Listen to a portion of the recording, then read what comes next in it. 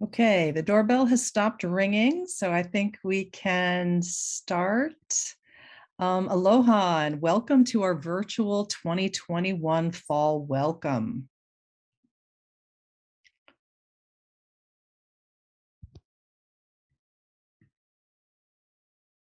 I am going to start with just a warning. My internet connection is a little bit unstable, so if you lose me, the vice chancellors will jump in and carry on, but I will be back on as soon as I can if that happens. So welcome to our virtual 2021 fall welcome. We had planned to do it in person. You know what it's like right now. Decided we'd again go with an abundance of caution and do this virtually, but we're all hoping that in future years we'll be back face to face. So I am doubly appreciative to those of you who've logged on today.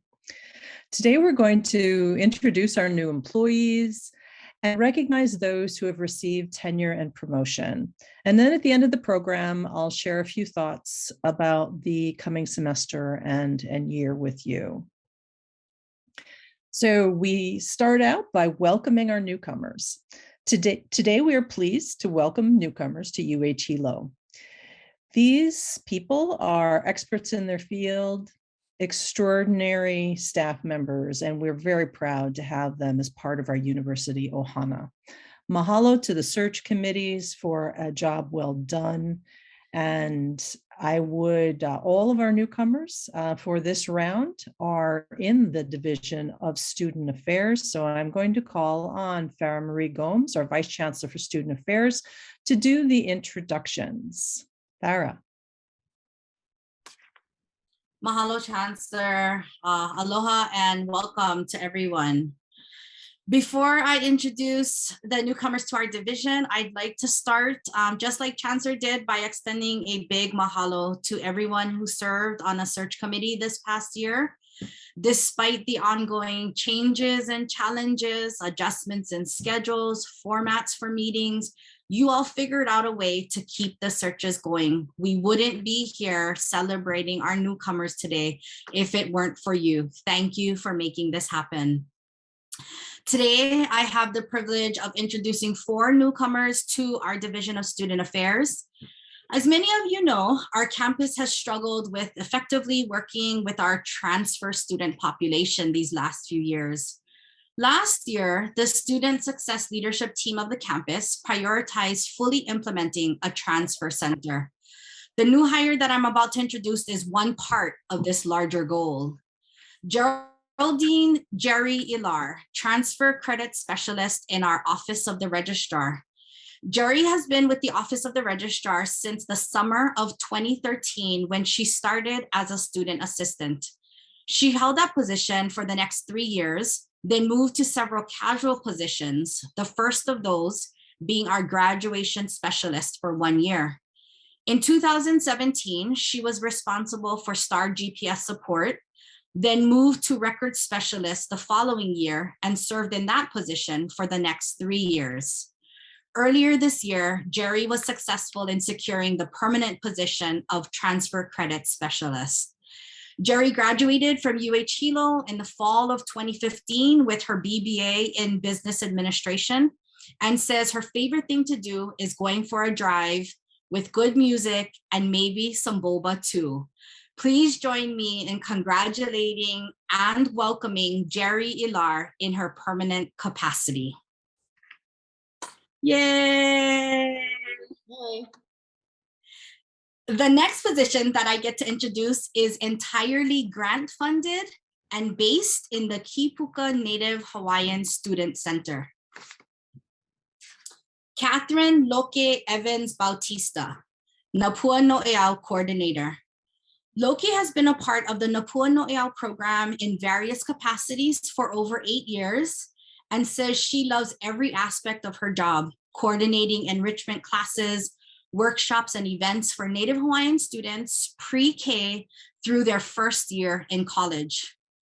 Those of you that have participated in Napuan Noeau activities know that Napuan Noeau offers free and virtual STEAM, science, technology, engineering, art, and math classes that are age and culturally appropriate, that promote STEAM interest, encourage family time, literacy, identifying children's gifts, talents, and passions. That really is one of Napuan Noeau's strengths. And are hands-on, which Loke confirms are all fun and exciting. This past year, Loke coordinated approximately 50 classes and served 600 students and their ohana in a virtual format. Loke received her bachelor's in business administration from UH Hilo and says that through this pandemic, she has found a love for playing the ukulele and learning Lomi. Please join me in congratulating and welcoming Loke in her permanent role.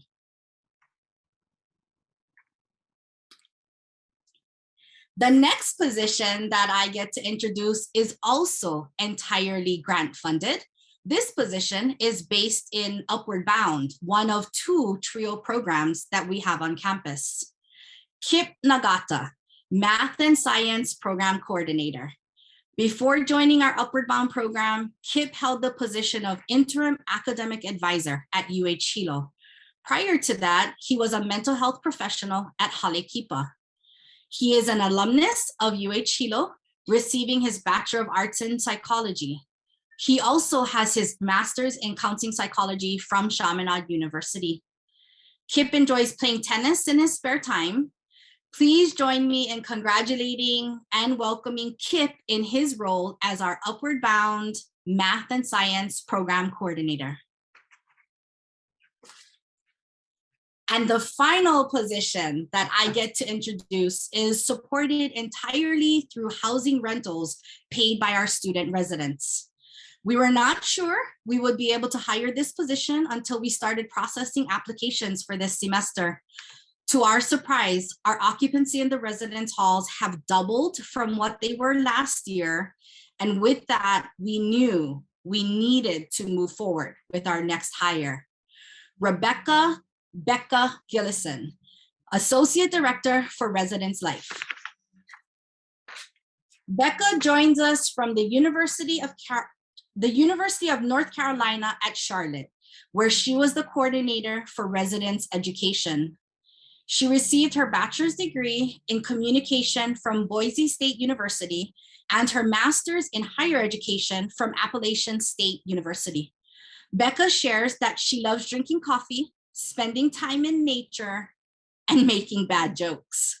We are so pleased to have Becca as part of our housing team, our team that has been 24/7 and relentless since the start of this pandemic. And I know that that team is also very pleased to have her on board. And we appreciate her hitting the ground running with her very first day on the job being the day before fall check-ins. Please join me in congratulating and welcoming Becca to UH Hilo and to Hawaii. Mahalo.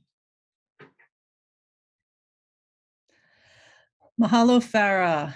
And we are now going to have the audience engagement piece of this. If everyone can unmute and either offer congratulations or clap as a way of welcoming our newcomers. Please unmute your microphone. Hey! Oh my kai. Salamat kai. Okay, I'll ask you to go back to muting, and there will be other opportunities for audience celebration.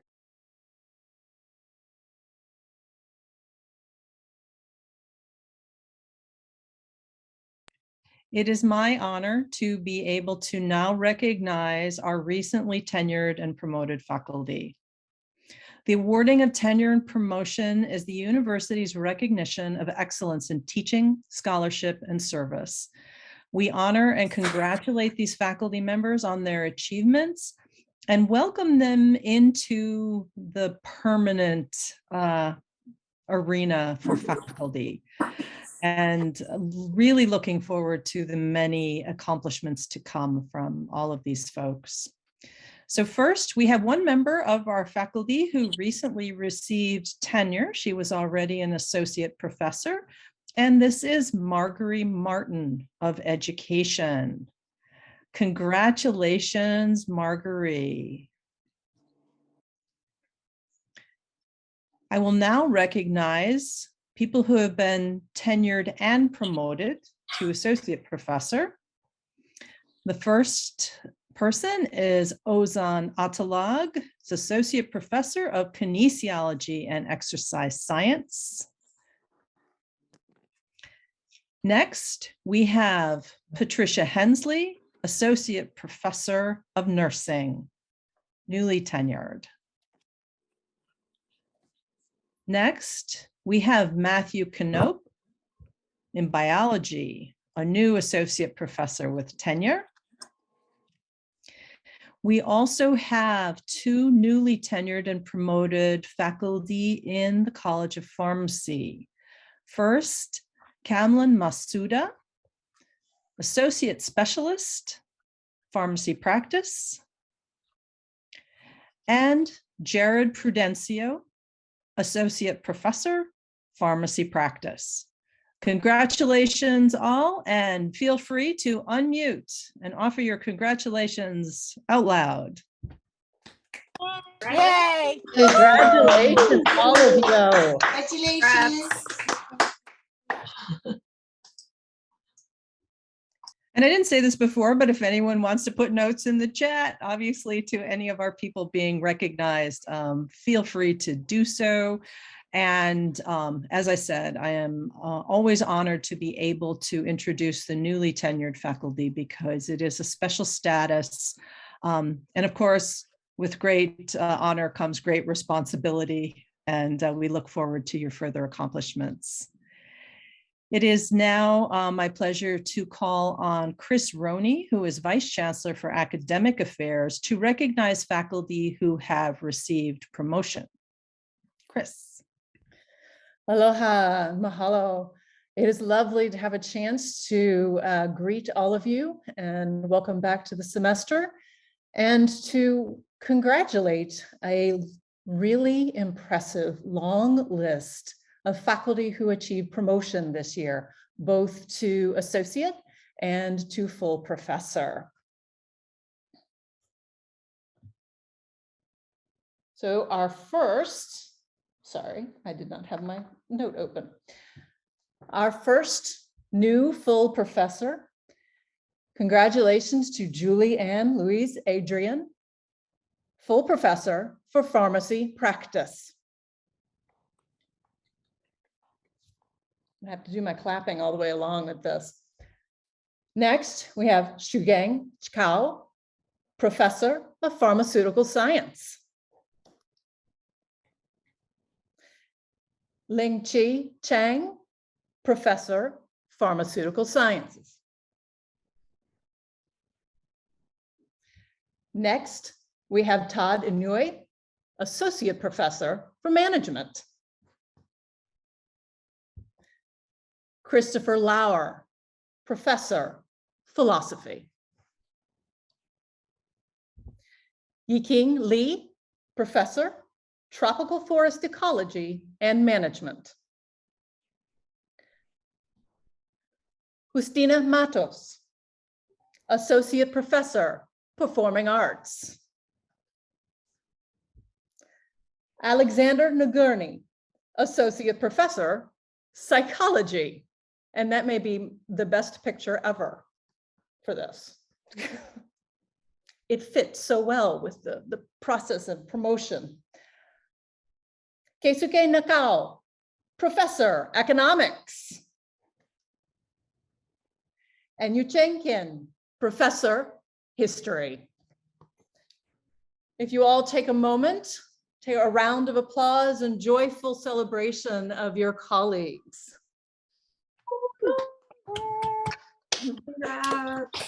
Congratulations, everyone. Awesome.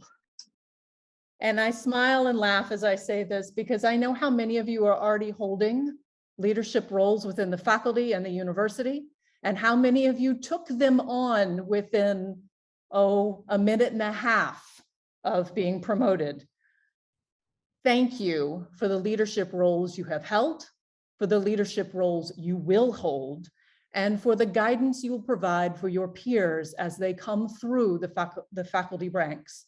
And as you provide the peer review that is so important to everything we do in the faculty. Thank you so very much, and many, many congratulations to every single one of you on this richly deserved promotion.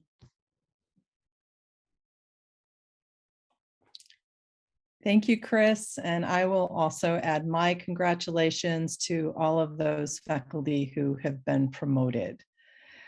Before we close, I'd like to offer a few thoughts about UH Hilo and the upcoming semester, as well as what we may be looking forward to next semester. It certainly has been a challenging time, and COVID is still with us, certainly at a level that we were hoping we would be beyond by now. And in addition to the bullet points you see here, which I'll say a little bit about in a moment, I do want to congratulate everyone.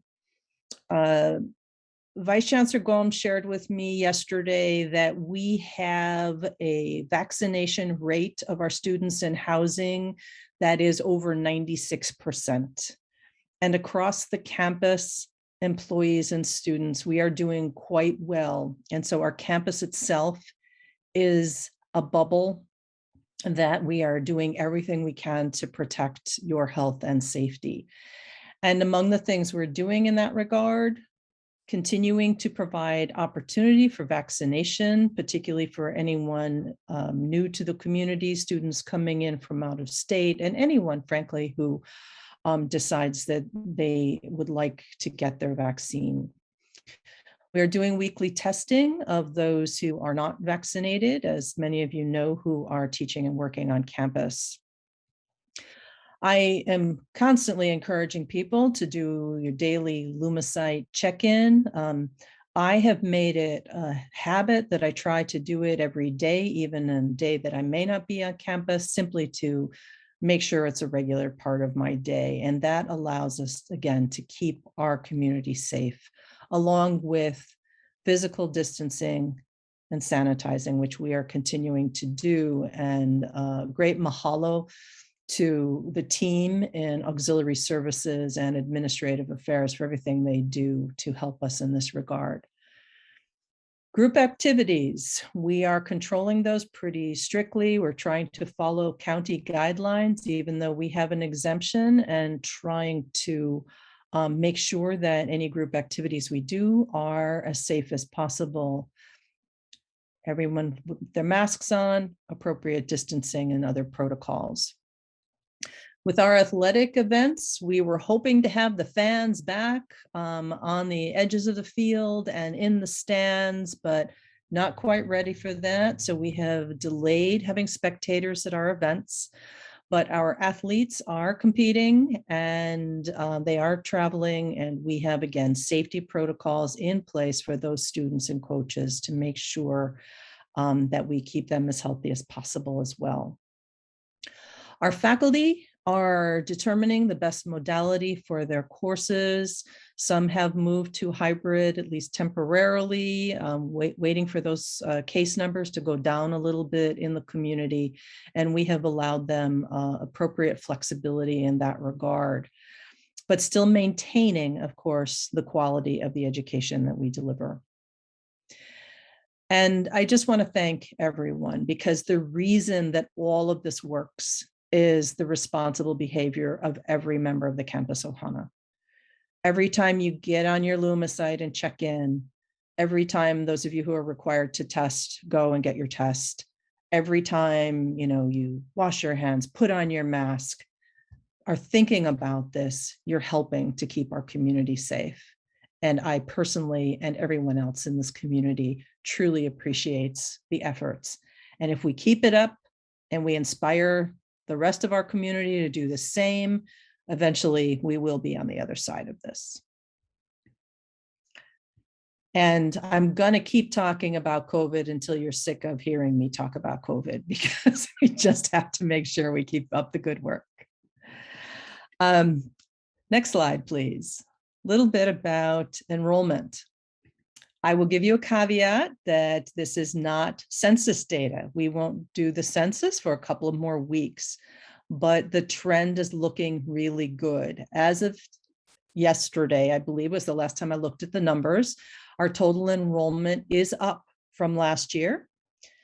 Our transfer numbers have rebounded after having been in decline last year, which is good news on two fronts. One, many of our transfer students, of course, are transfers from Hawaii community colleges, which means that we have a number of students who are getting back on track, continuing on to their four-year degrees and hoping to do that with us. And so I think that speaks well, not only to UH Hilo and the work of Student Affairs, Office of Admissions, Academic Affairs, but it also speaks well to our students and our communities that value education and realize that they need to keep on track. Our freshman numbers are down just slightly from last year, but since last year was a record-breaking year, that doesn't concern me, and we're really talking about a percentage point there. Continuing and grad students down just slightly, but overall enrollment in all of those groups is holding pretty steady. So really, really good news on the enrollment front. We do appear to be turning the corner. And just a little bit of extra information for you. As you can see on the slide, the majority of our students are Asian or Pacific Islanders, and a full third of our students are Native Hawaiian students. It is an incredible honor that we have to educate our island residents and the residents of the state. And you'll notice that we do primarily serve our state with our students. And that is something that everyone on this call and across campus should be proud of, that we are making a genuine contribution to the future of the state of Hawaii through the services and education that we provide to our students. So congratulations to everyone on this regard. Next slide. There will be certainly more to come on budget. We still are looking at a $5.7 million reduction in general funds. Now, that is over the course of a couple of years here. We can get by this year without dipping in our reserves. Last year, we did a great job as a campus. We were extraordinarily conservative, but we know that we cannot continue to be that austere in our spending. We have to replace some folks. We have to keep our university healthy. And so because of that, we are starting to hire more. You'll notice that in the student affairs newcomers that we just honored, most of them are supported through external funds, which is how we were able to continue hiring there. In the coming year, we will be doing some faculty searches, probably a couple of administrative searches and some staff searches, but we won't be filling every vacancy because we need to continue to be conservative. But we know some of our units really need help. And so we will be moving forward with some searches, and those of you in the departments and across campus will be hearing a little bit more about that.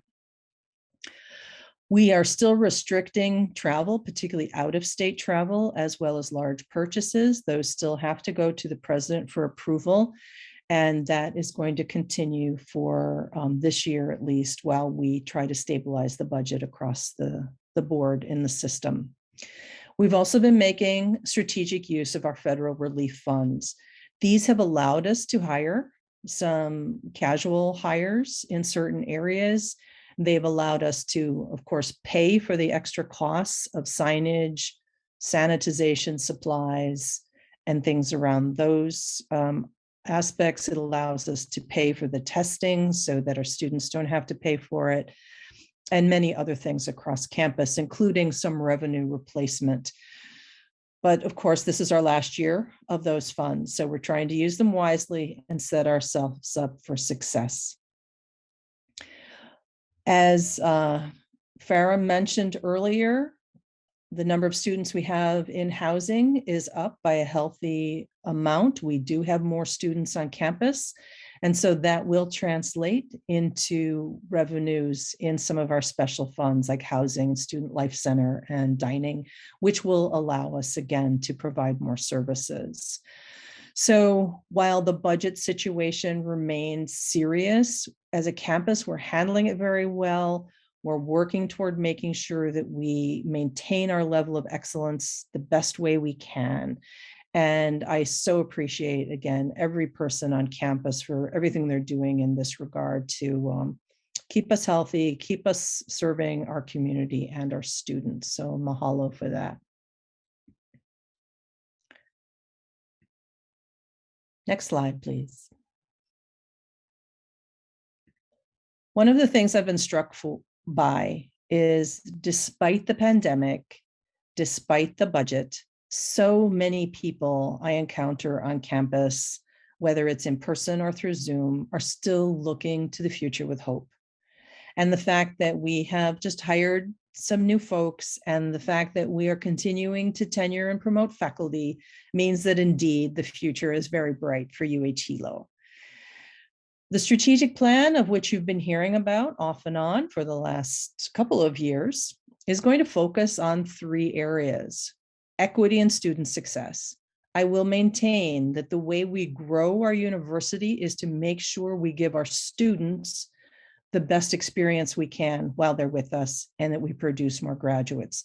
The more graduates we have, the more people have confidence that if they come to UH Hilo, they will finish and they will thrive.